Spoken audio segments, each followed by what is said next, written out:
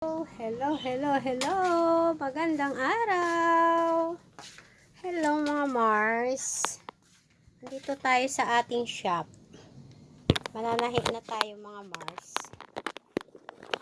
Gagawa ako ng pagpapattern ako para malabo yung ating camera. Ayan. Kaya na ba? Gagawa tayo ng pattern. Ayan. Ito pala yung ginawa ko. Ayan.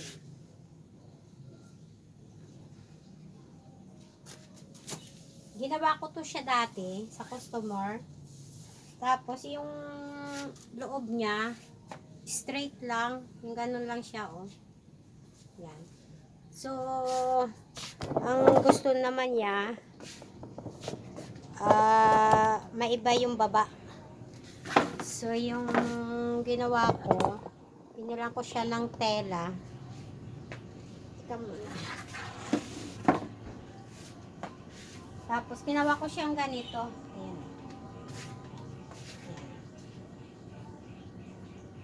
Ganun yung ginawa ko. So, tapos na to mga Mars. So, dito natin siya ilagay. Tapos, ito yung ating natapos. Ayan. Ayan. Ayan. Bukas yan kukunin. So, mag-aano tayo.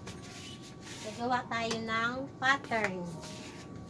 Dito ko kayo ilalagay mga Mars. Dapat kanina ko pa ito ginawa eh. Kaya lang, meron akong friend na nanahi.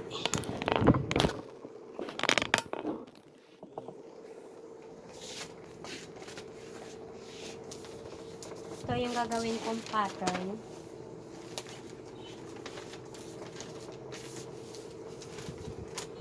Kita nyo ba?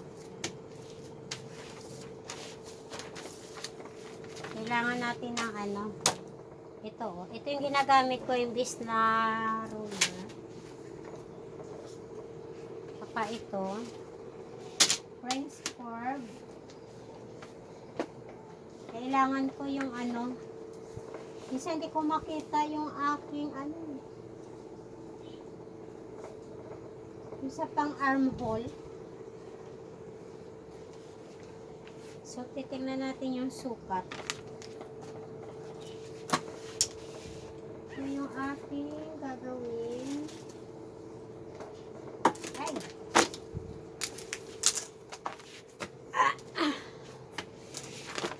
Ito yung ating gagawin sa ngayon. Pakita ko sa inyo yung ating gawa. Ang ating gagawin ngayon.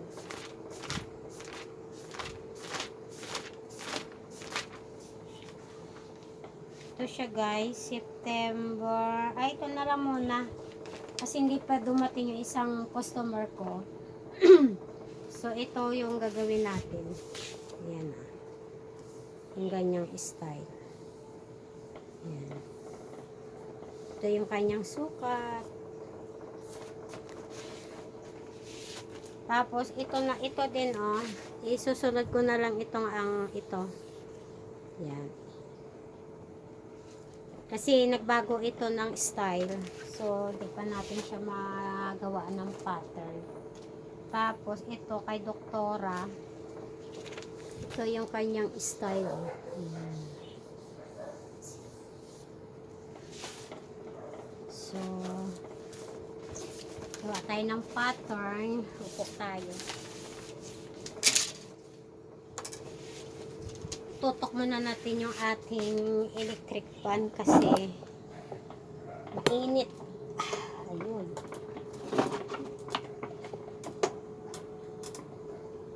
Ayan. Mainit ngayon sa Pilipinas.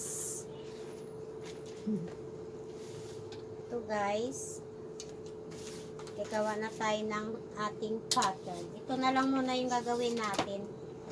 Kasi wala pa yung isa eh.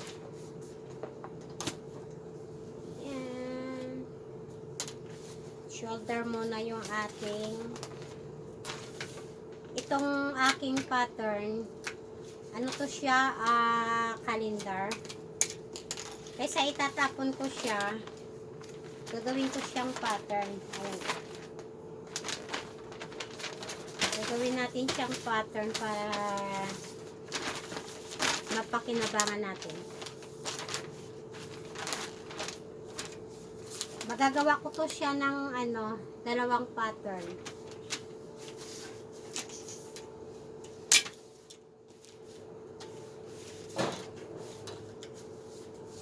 Gagawan ko lang ng pattern yung blouse kasi yung palda, pag yung style niya na maluwag, hindi na natin kailangan sukatan ang hips. Ang tawag doon pabayas. So, ito yung kailangan natin ang tip measure. Saan ba yung ating tip measure? Ay, ito.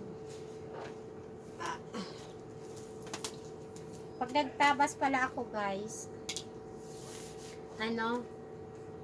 nagpa-pattern ako. Kasi mas maganda yung nagpa-pattern ka para maiwasan mo yung yung pagkakamali ng pagtabas ng tela. Lalo na pag pag may mga design yung gagawin mo, kailangan natin mag-pattern. So, kuhain natin yung shoulder, tapos yung figure, kailangan yon. Figure niya is 17. Ayan. Tapos, hahatiin ko yung figure niya kasi doon ko kinukuha yung armhole. Ayan. Tapos, sa shoulder niya, 15. So, ginawa ko siyang 7.5. Tapos, maglalagay lang ako dito ng 3 para dito sa may liit niya. Tapos, from here, bababa ko siya ng 1.5. Ganun lang, guys. Tapos, yan. Nakikita nyo ba, guys? Tapos, susukatin ko yung kanyang bust. 39. Ayan. 39, alam nyo, para hindi ako mahirapan. Yung ginagawa ko, guys. Halimbawa, 39. Ayan. Hahatiin ko lang siya sa tip measure. Ayan. 4 na hati. Kasi, pagdating sa bus, times 4 mo yun. Ay, divide, sorry. Divide mo siya sa 4. Tapos, yun yung ilalagay mo sa pattern. Kasi, pag gumawa ko ng pattern, single. Hindi siya yung naka-puti. Tapos, yung bewang niya is, i-divide mo din siya sa 4. So, ang ginagawa ko din, ito din yung tip measure para hindi ako malito, guys. Kasi mahina tayo sa math. At para sure lang din tayo. Ayan. Tapos, magpa-plus ako dun sa waistline niya ng 1 inch para dun sa pinaka-tax. Ayan. So, gaganyan lang natin siya. Ayan. Tapos, yung sa bust niya pala, guys, yung dito sa bust niya, nag-a-add ako ng 3/4. Ayan. Para dun sa tax. Tapos, pag sa harap, pag sa likod, ang ginagamit ko, straight lang. Ayan.